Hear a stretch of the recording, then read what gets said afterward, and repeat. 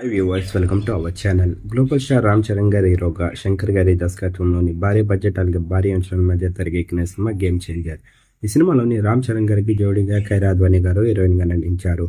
మరి భారీ అంచనాల మధ్యన అయితే మాత్రం సంక్రాంతి కనుక జాన్ 14న గ్రాండ్గా రిలీజ్ చేశారు ఈ సినిమాని. రిలీజ్ అయిన సినిమా అయితే మాత్రం అనుకున్నట్టుగా రాణించలేకపోయిందనే చెప్పాలి. డైరెక్టర్ కానివ్వండి, హీరో కానివ్వండి, అలాగే ప్రొడ్యూసర్కి కానివ్వండి. ప్రస్తుతానికైతే మాత్రం ఏదో రన్ అవుతున్న ఈ సినిమా రెండో వారాన్ని కూడా విజయవంతంగా పూర్తి చేసుకుంది.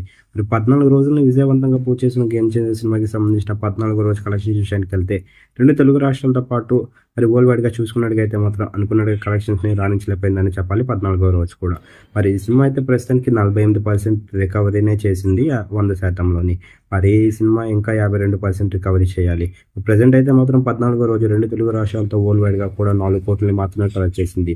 మరి 4 కోట్ల మార్క్ని అయితే మాత్రం పెంచుకోలేకపోతుంది గేమ్ చేంజర్ సినిమా.